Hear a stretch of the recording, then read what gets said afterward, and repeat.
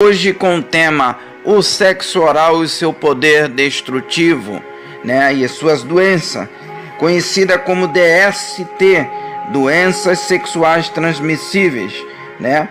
As DST mais comuns da boca são a herpes, a clamídia, a gonorreia, a sífilis, né? E tenha em mente que também é possível contrair doenças como a hepatite A, B e C, assim como outras infecções gastrointestinais, né?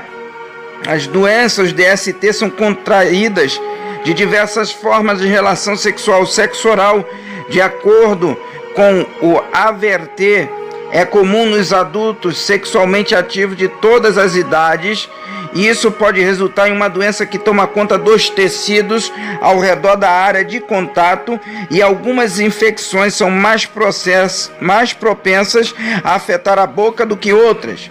Tá? Dentre elas, vamos citar algumas aqui, os sintomas que podem indicar uma DST oral, né? Aftas na boca, que não necessariamente dói, não chega a doer. Lesões similares, feridas e herpes labial ao redor da boca. Garganta avermelhada e dolorida com dificuldade para engolir. Amigdalite, vermelhidão com manchas brancas que se assemelham a infecções de garganta. Corrimento esbranquiçado, certo? Ou amarelo. Comumente, alguns mitos se misturam às informações sobre prevenção e tratamento do contágio sobre a DST. É um erro muito recorrente, meus amados. Pessoas que desacreditam totalmente que o sexo oral não possa transmitir doença. Ele transmite doença, e eu estou provando aqui, vou provar tudo isso aqui com base médica, tá? E científica. Embora seja raro, alguns cuidados devem ser tomados em algumas coisas, né? Mesmo com proteção, vocês vão ver que mesmo a pessoa que usa camisinha na língua, a boca ela só protege a língua, mas os lábios estão descobertos, por causa que temos a mucosa. A boca é uma mucosa, e qualquer fluido de genitália, ele vai direto para a corrente sanguínea, porque a boca é uma mucosa, né? Os estudos da Organização Mundial de Saúde alertam sobre essas doenças, tá? Que quase ninguém divulgam, né? Os fluidos genitais, eles se alojam, né? Alojam bactérias na garganta, né? Então, o que acontece? Nesses fluidos genitais que se alojam as bactérias na garganta ali e causam gonorreia, por exemplo, pode ser transmitida desta maneira, mesmo se não tiver feridas visíveis, mesmo se não tiver desenvolvido feridas visíveis. Em caso de feridas ou cortes abertos na genital ou na boca, o sexo oral não é recomendado, não só em ferida, mas também com a boca sana, porque todo mundo tem cáries, bactéria na boca, né? E isso causa um acúmulo de doença. A alta carga viral no sangue também indica alta carga viral em outros fluidos, que acarreta nessa transmissão. No caso da gonorreia, que está se tornando imune aos antibióticos, tá? Tem antibióticos que já não estão fazendo mais efeitos, tá? Em alguns casos de gonorreia. Então, o que acontece? De acordo com alguns especialistas, 10 de cada mulheres que são atendidas no consultório confessam que não usam camisinha para fazer sexo oral. Por isso, as prostitutas usam camisinha para fazer sexo oral. Mesmo assim, como eu falei anteriormente, elas não estão isentas, porque a sua boca fica desprotegida, né? Fica desprotegida, alguma hora acaba tendo um certo risco. É um dado preocupante, né, devido aos riscos, sem proteção. Doenças como a herpes, sífilis, gonorreia, como eu já falei anteriormente, né, machucados, e até mesmo o vírus HIV, né, pode ser transmitido pelo sexo oral, porque quase todas as pessoas elas têm uma infecção no dente, uma ferida na gengiva, né? Então, o que acontece? Os ginecologistas são taxativos ao dizer que a proteção da vagina para a prática do sexo oral é totalmente deficiente, certo? Os riscos que envolvem o sêmen na genitália, o contato, né? O contato do sêmen com a boca transmite doenças como gonorreia, tá?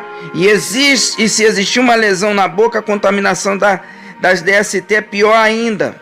O contágio ocorre mesmo porque pode ocorrer quando o esperma não é engolido, afirma a ginecologista Rosa Maria. A higiene do dia a dia, né, a falta de higienização nas partes íntimas, sugere um risco de contaminação ainda maior, né? Quando o parceiro não apresenta nenhuma contaminação de doença como herpes ou sífilis, mas não prioriza a higienização, as doenças também podem aparecer, como infecções por fungos, bactérias que causam corrimentos e coceiras, são as principais preocupações, né? Diz o especialista Linderman Alves Vieira, certo? Sem falar isso do escorrimento, mau odor, né? Então, meus amados, o prazer, as pessoas querem prazer, mas não pensam nos prejuízos. Até aquelas pessoas que usam alimentos como leite condensado, chantilly, certo? Gastronômicos, podem causar irritações e alergia nos órgãos genitais, mas as pessoas não querem saber, elas querem, muitas delas, obedecer ao seu prazer, né? Então, como é dito aqui por alguns profissionais, a camisinha de língua, mas o aparato não tem proteção de proteger, e sim de funcionar como um estímulo na hora do sexo oral, certo? O produto protege apenas a região da língua, deixando o resto da boca totalmente vulnerável, conforme eu tenho falado aqui anteriormente. Então, o sexo oral e para um cristão é totalmente fora de nexo, né? Só que tem muitos liberando, ouvindo pastores da mídia que não tem compromisso, né, com essa parte séria da palavra. Diz que não tem base bíblica. Tem base bíblica, eu vou mostrar daqui a pouco, mas vou falar mais sobre o sexo oral. Nesse ato, a mulher libera na boca do indivíduo, através das glândulas de Esquinel, localizada na parede interior da vagina, a cerca de 5 centímetros do canal vaginal, um líquido proveniente da bexiga e expelido pela uretra.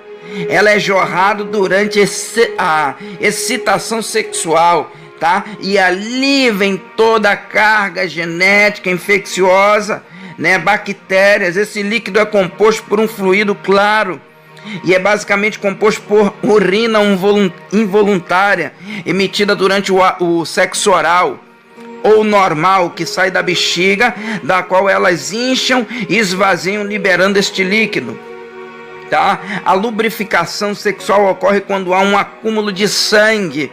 Olha que a Bíblia diz em Levítico 17:11, a alma de toda a carne está no sangue, certo? Então muitas doenças são transmitidas pelo sangue, e nesse fluido aí, genital, ele tem aí as partículas de sangue, né?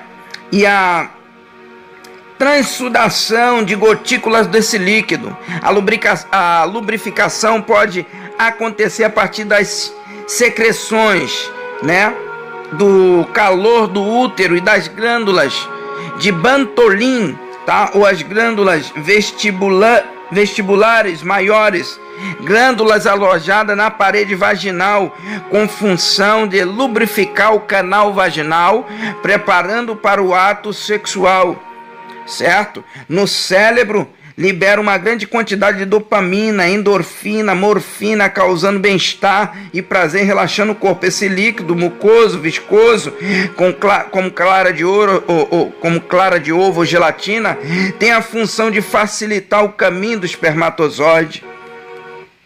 Então, a mucosa da boca, a suburra da língua, existe bactérias, certo? Que causam doenças como gastrite, pneumonia, endocardite bacteriana, bolhas na boca, ferida, tá? Então, o que acontece? A boca é algo muito sensível, está repleta de bactérias, entrada de bactéria. Agora, quando penetra no órgão genital, que ele é totalmente, né, às vezes é vulnerável esse tipo de coisa. Por isso que a Bíblia fala do uso antinatural, né? É uso fora do normal. A boca foi feita para comer comida, né? A vagina foi feita para excretar urina, menstruação, o ânus para sair fezes, certo? Mesma coisa, a genitália do homem. Então, o acúmulo de biofilmes também na boca, que é uma comunidade de bactérias que causam sérios danos à saúde, aftas, lesões na boca. A boca é uma verdadeira colônia de bactérias que se fixam na superfície dos dentes, certo? Então, vamos agora para a Bíblia. Então, a quantidade de doença que a pessoa pega praticando este sexo. Então, mas o que a Bíblia diz, meus amados? A Bíblia diz assim, ó. Essa citação aqui, o que é, então, o que a Bíblia quer dizer como relação sexuais ilícita, que significa no grego porneia, tá? Adultério, fornicação, homossexualidade, lesbianismo, relações sexuais com animais, incesto, tudo isso é porneias, relações sexuais ilícitas. Por isso que todo filme pornô, está escrito pornô, né? É uma relação sexual ilícita, por isso que não passa, né, em horários normais, correto? Então, o que a Bíblia diz em 1 Coríntios capítulo 6, versículo 9 ao 10?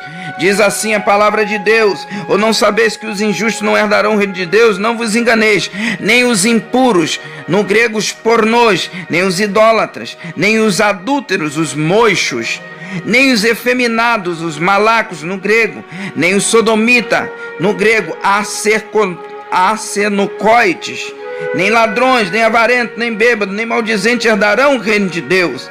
Então, no texto acima aparece uma lista do que fala dos impuros, os pornôs, os adúlteros, os moixos, certo? E os efeminados, os malacos, os sodomitas, os asenocoites, certo? Então, os pornôs, os que praticam pornografia, não herdarão o reino de Deus.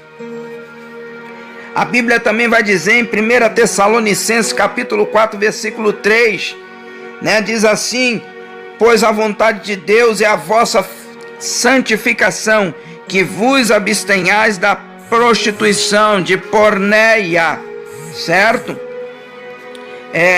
A Bíblia então ela é bem enfática em dizer: qualquer pecado que o homem comete fora do corpo, é cometido fora do corpo, melhor dizendo. Mas a porneia é contra o corpo. Por isso, afirmamos que porneia não se refere apenas algo superficial. É quase toda a prática de sexual ilícita, porque peca contra o próprio corpo, certo? A Bíblia também vai dizer em 1 Coríntios 6, versículo 18 ao 20: fugir da impureza sexual, de porneia. E como eu falei ali, Hebreus 13, 14, né? Que os devassos, adúlteros, não, Deus os julgará. O matrimônio tem que ser sem mácula, certo? E se você está duvidando do que está sendo ensinado aqui, faz uma prova com Deus. Entra no jejum e na oração e você vai ver se o que eu estou falando aqui, ensinando, está tanto na palavra como na própria medicina. Então Deus abençoe e divulgue esse vídeo. Deixe seu like em nome de Jesus.